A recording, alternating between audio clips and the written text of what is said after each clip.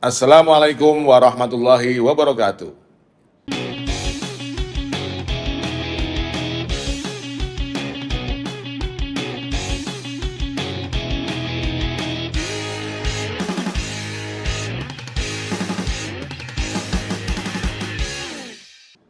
Kita berjumpa lagi dalam Herha Talk. Kita akan membahas berbagai permasalahan, memberikan analisis, dan mencari solusi.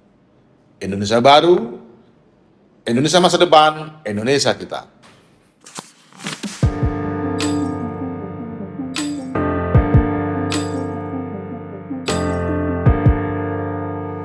Ya, tantangan sumber daya saya kira yang paling besar ya. Tapi coba kita bahas secara menyeluruh ya. Negara-negara berkembang ini secara prinsip adalah negara-negara yang secara sistem dunia itu memang didesain menjadi bagian dari, kalau dalam konsep division of labor ya, tadi saya jelaskan, memang menjadi raw material providers dan market bagi produk-produk negara-negara maju. Jadi konsep developed countries, developing countries, atau underdeveloping countries, itu sebenarnya adalah satu istilah yang dibuat sebagai bagian dari berjalannya sistem dunia. Jadi akan ditetapkan seperti itu oleh negara-negara maju. Tetapi tantangan yang harus diselesaikan oleh negara-negara selatan adalah bagaimana keluar dari model seperti ini. Bagaimana keluar dari model sistem dunia seperti ini. Karena ini adalah pilihan bagi negara-negara selatan, pilihan bagi negara-negara berkembang untuk secara konsisten menyusun roadmap kemajuan negara masing-masing. Karena memang saat ini ada kesempatan yang sangat besar di mana negara-negara maju itu tengah mengalami krisis. Kita tahu pada awal milenium 21 kemarin, milenium ketiga atau abad 21 awal, negara-negara blok barat ini, negara-negara barat katakanlah western establishment itu terbelah sebenarnya. Ditandai dengan munculnya mata uang yang namanya euro. Jadi euro ini adalah sebenarnya bentuk dari perlawanan negara-negara Eropa terhadap hegemoni Amerika atau Anglo-Saxon establishment atau Anglo-American establishment. Jadi Eropa daratan memilih bersatu, sebelumnya ada namanya masyarakat ekonomi Eropa, kemudian memuncak dengan terbentuknya Uni Eropa dengan mata uang baru yang bernama euro. Jadi euro menjadi alternatif bagi dolar Amerika. Nah, ini artinya apa? Artinya kemudian blok barat itu juga terbelah tentang bagaimana mereka harus merespon berbagai perkembangan dunia. Terbelah tentang bagaimana cara berhubungan dengan negara-negara yang awalnya disebut sebagai raw material provider tadi, mulai dari provider minyak Timur Tengah misalnya, provider bahan baku industri di Afrika dan Asia dan Amerika Latin misalnya, mereka semua bertarung akhirnya. Nah, ini ada kesempatan bagi negara berkembang untuk mendapatkan kemerdekaan relatif dalam konteks teknologi, dalam konteks pengetahuan, dalam konteks future ekonomi. Karena harus kita akui bahwa research and development yang digagas atau yang dikembangkan oleh negara-negara maju itu mampu mendeteksi kira-kira dalam 100 tahun ke depan model ekonomi seperti apa atau teknologi seperti apa yang akan dikembangkan. Nah, artinya mereka sudah jauh berpikir ke depan. Sementara negara-negara berkembang ini masih berpikir day to day life. Berpikir dari hari ke hari, minggu ke minggu. Tercermin dari namanya cadangan pangan atau cadangan bahan bakar nasional. Di mana cara berpikirnya adalah cara berpikir mingguan, bulanan, paling mentok tahunan. Nah, saya kira ini penting sekali untuk kita kaji, karena semakin jauh berpikir suatu negara, pemimpinnya semakin visioner, maka itu akan mengilhami rakyatnya. Semakin visioner seorang pemimpin, dia akan mampu memberikan pendidikan kepada rakyatnya tentang apa yang akan dihadapi oleh bangsanya. Nah, di negara-negara berkembang muncul banyak pemimpin ya. Ada Indonesia, ada Bung Karno, ada Pak Harto. Pak Bung Karno dengan revolusinya, Bung Karno dengan Pak Harto dengan pembangunannya. Kemudian pemimpin-pemimpin lain seperti di India, Mahatma Gandhi dengan upaya untuk persatuan India setelah terpecah menjadi India Pakistan misalnya. Kemudian dulu pernah ada seorang perdana menteri dari Yugoslavia, Joseph Broz Tito misalnya, dengan upaya untuk mempersatukan negara-negara Balkan. Walaupun sekarang terbelah juga karena operasi politik dari NATO misalnya.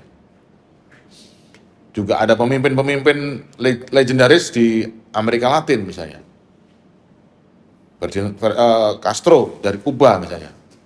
Dan tentu banyak lagi pemimpin-pemimpin lain yang mengilhami rakyatnya agar mampu menghadapi tantangan-tantangan, mampu menghadapi upaya untuk lebih maju dari situasi sebelumnya.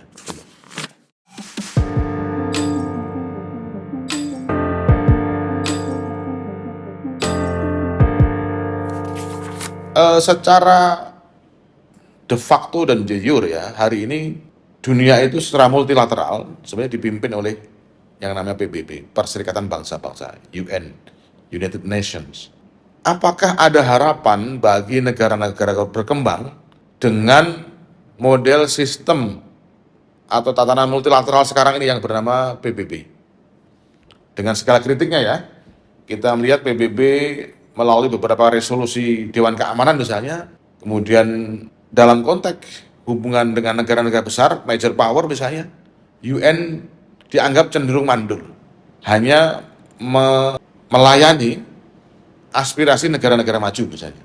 Tapi kita juga tahu bahwa Perserikatan Bangsa-Bangsa itu adalah konsekuensi dari sebuah dunia yang menghendaki sebuah kepemimpinan multilateral. Kalau menurut Profesor Kisor Mahbubani, ada 4 hal yang harus diperhatikan dalam membangun dunia baru yang multi ini, yaitu tentang multi civilizational. Artinya tantangan yang kita anggap ada sebelumnya dengan clash peradaban, perbenturan peradaban, itu harus diatasi dengan kesadaran bahwa dunia itu memang multi peradaban. Dunia itu ada banyak peradaban yang eksis dan berpengaruh sampai hari ini. Itu realitasnya. Ada Barat, ada Islam, ada Sinik, Cina, dan lain-lain lagi.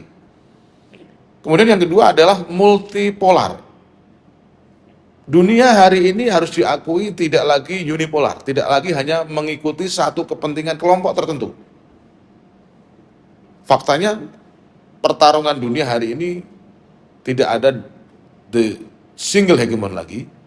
Dunia saling bergantung, dunia saling butuh satu sama lain, sehingga itu yang disebut dengan multipolar. Dunia harus bermusyawarah untuk memutuskan masalah-masalahnya. Yang ketiga adalah multilateral. Jadi konsekuensi dari multi-civilizational, multipolar ini adalah bahwa harus ada satu lembaga multilateral, lembaga yang mengamankan secara egaliter semua kepentingan aspirannya. Nah, ini yang harus digali, bagaimana metodologinya, harus diterapkan modelnya, sehingga kemudian negara-negara berkembang itu mampu menavigasi, mampu berselancar di dalam lingkungan global yang multilateral tadi. Jadi kalau kemudian negara-negara berkembang ingin mendapatkan pengakuan dunia global, tentunya harus ada solidarity making ya. Dan itu harus digunakan momentum besok yang saya sebut tadi, yaitu momentum konferensi Asia Afrika, membangun solidaritas negara-negara berkembang atau negara-negara selatan tadi. Sehingga navigasinya itu betul-betul akan tepat sasaran, betul-betul akan mampu mengungkit nilai dari negara-negara berkembang tadi. Jadi yang kita sebut di awal bahwa harus ada namanya human resource development, ada science and teknologi yang dikembangkan secara setara di dunia, itu bisa tercapai. Jadi negara selatan bisa mengelola sumber daya alamnya dengan baik, bisa memanage marketnya dengan baik, dan akan mendapatkan relative advantage yang memang semestinya dimiliki oleh negara-negara berkembang itu.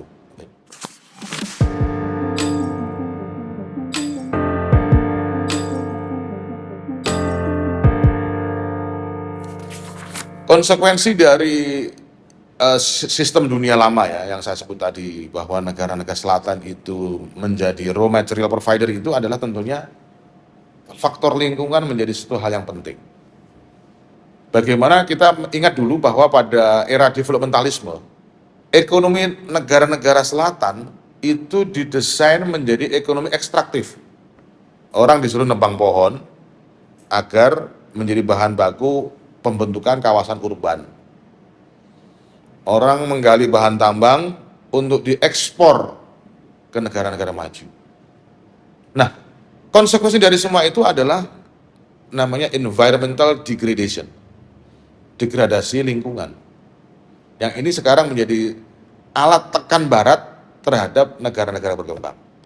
Jadi bahan baku yang diambil oleh barat tadi dan merusak lingkungan itu kemudian digunakan sebagai senjata barat untuk menyerang negara-negara berkembang. Saya kira ini adalah sesuatu yang tadi saya katakan itu unjust.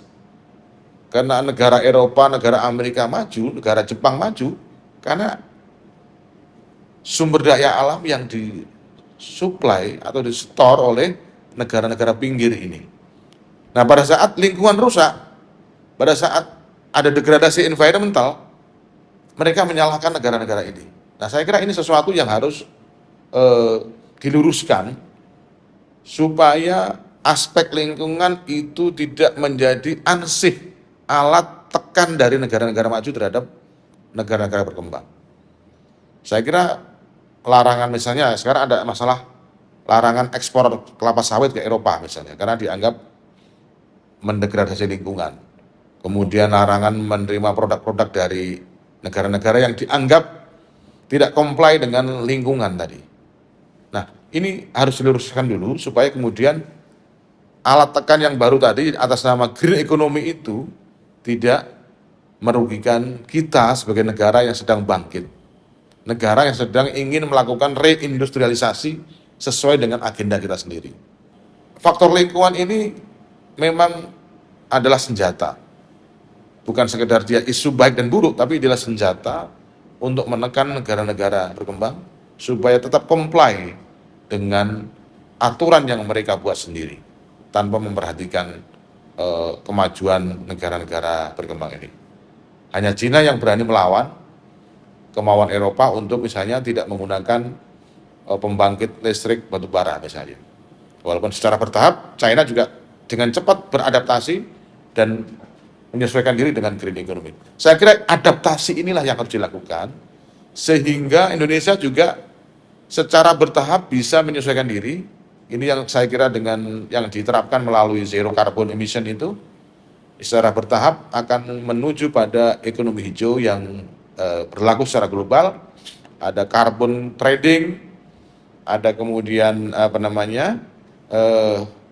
upaya investasi di sektor ekonomi hijau. Nah, ini yang harus mendapatkan penyesuaian-penyesuaian, harus direkonsiliasikan, harus diadaptasikan sehingga negara-negara maju tidak bisa serta-merta menekan negara berkembang, dan negara berkembang secara bertahap melakukan upgrade kualitas lingkungannya, melakukan upgrade kualitas industrinya, sehingga kemudian dunia mungkin akan satu level dalam industri 4.0 atau mungkin 5.0 ke depan, dan itu berlaku secara universal atau secara global.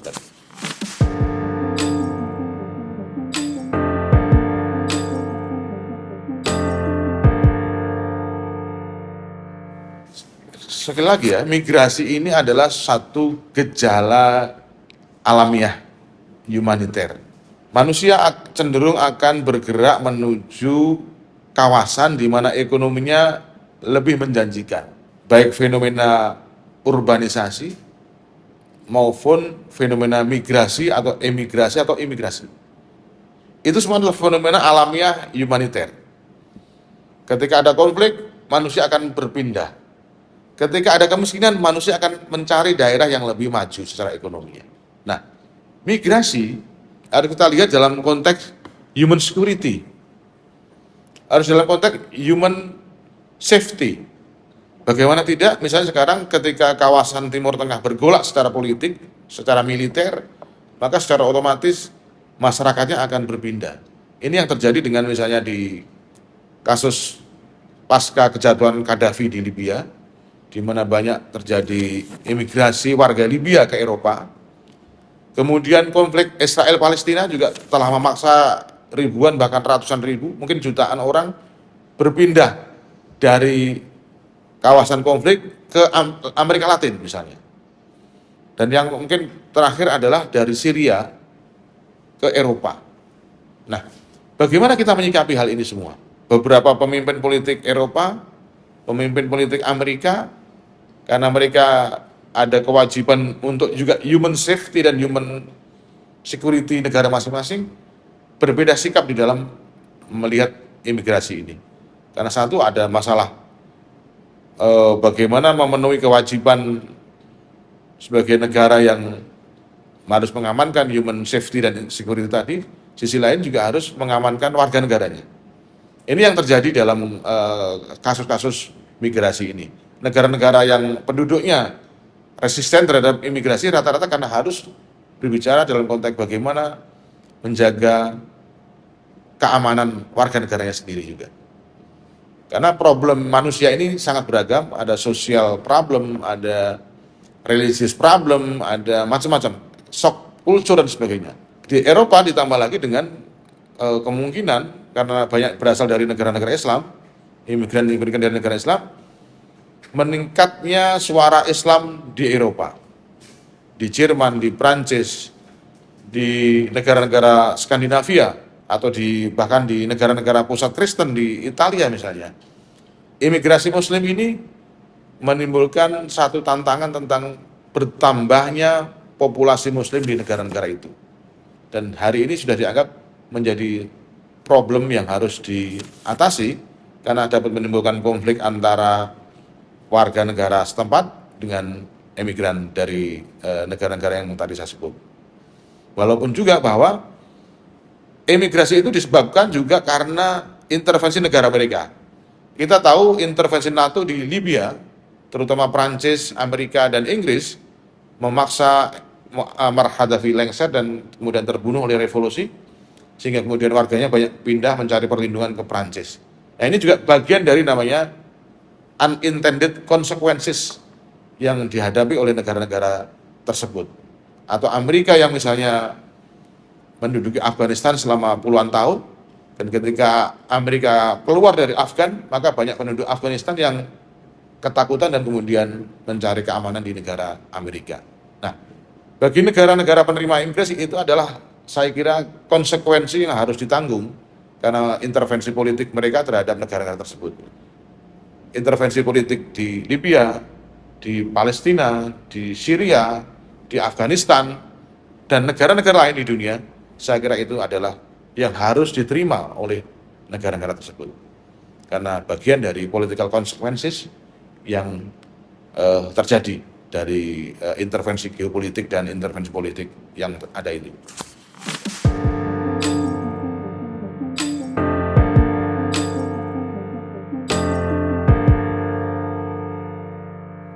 Betul, kolaborasi itu adalah kata kunci.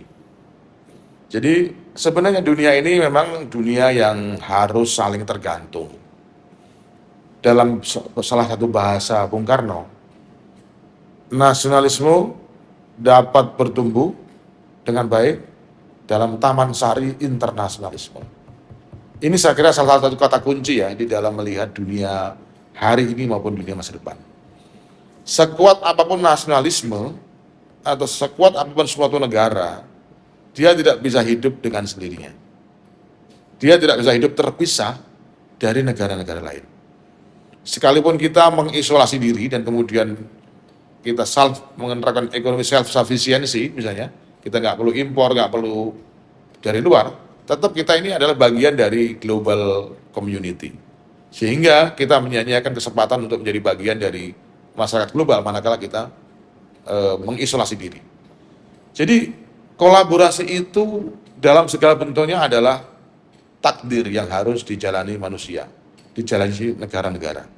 Bahkan ketika deklarasi negara sosialis Uni Soviet misalnya, maka yang pertama dia lakukan adalah bagaimana membuat negara-negara lain juga berpaham sosialis. Artinya dia tidak bisa sekedar menjadi suatu negara Uni Soviet yang merdeka dan berdiri sendiri. Dia butuh ekspansi pandangannya. Walaupun dalam bahasa lain ekspansi itu adalah bagaimana membangun kolaborasi dengan negara yang lain yang lebih besar. Atau blok kapitalis misalnya. Atau NATO bahkan.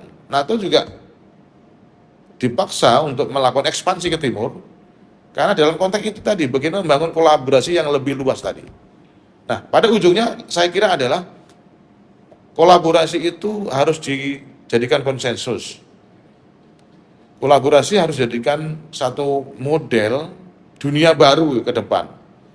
Agendanya bukan sekedar ideologi, bukan sekedar sosialis atau kapitalis atau ideologi yang lainnya. Tetapi bagaimana kolaborasi ini secara kualitatif menyelesaikan berbagai problem kemanusiaan yang real. Kemiskinan, kesehatan, lingkungan, dan lain-lain sebagainya. Jadi kerjasama ke depan bukan sekedar kerjasama antara negara yang berpaham tertentu, bukan berpaham kapitalis, berpaham sosialis, atau Islam bahkan, tetapi bagaimana tantangan manusianya dapat diatasi bersama-sama. Tantangan yang ada di Afrika misalnya, selama ini Afrika dianggap sebagai negara yang menderita kelaparan dalam jumlah massal misalnya. Nah, bagaimana negara-negara Afrika membangun solidaritas untuk menyelesaikan problem kemiskinan di sana? Atau bagaimana tentang kualitas pendidikan di negara-negara Asia misalnya. Jadi kolaborasi ini akan menjadi kolaborasi kualitatif, bukan kolaborasi yang bersifat paham atau background atau identitas apapun, tetapi lebih kepada koalisi atau kolaborasi tujuan, bukan kolaborasi latar belakang. Nah, ini saya kira yang membedakan antara zaman lama dengan zaman baru. Zaman lama didominasi oleh persamaan paham atau persamaan ideologi atau persamaan latar belakang etnis dan agama seterusnya. Kolaborasi yang baru akan berlandaskan kepada bagaimana semua kelompok, bagaimana semua latar belakang tadi mampu menyelesaikan tantangan-tantangan kemanusiaan secara universal. Itu yang saya kira menjadi kata kunci dari kolaborasi.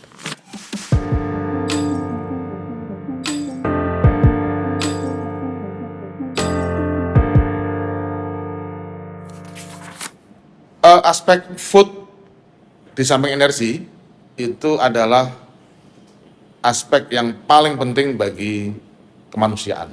Aspek paling penting bagi suatu negara karena menyangkut bagaimana mengamankan pangan bagi penduduk-penduduknya.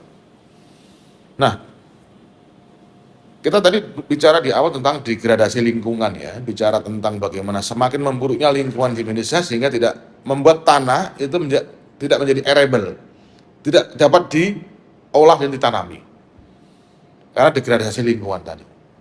Saya kira langkah untuk membuka lahan pertanian baru di Papua misalnya oleh Pak Prabowo, karena itu menjadi salah satu program ikonik beliau, saya kira harus didukung. Karena dengan adanya swadaya pangan, swasembada pangan, itu paling tidak akan membantu masalah pangan di Indonesia. Syukur-syukur dengan surplus yang kita miliki, kita mampu mengekspor bahan pangan kita. Hari ini kita terus terang aja kita masih banyak tergantung pada supply dari Thailand, dari Vietnam, dari Kamboja bahkan, dari Laos bahkan. Yang mana negara-negara itu dulu belajar dari Indonesia tentang ketahanan pangan, tentang swasembada pangan.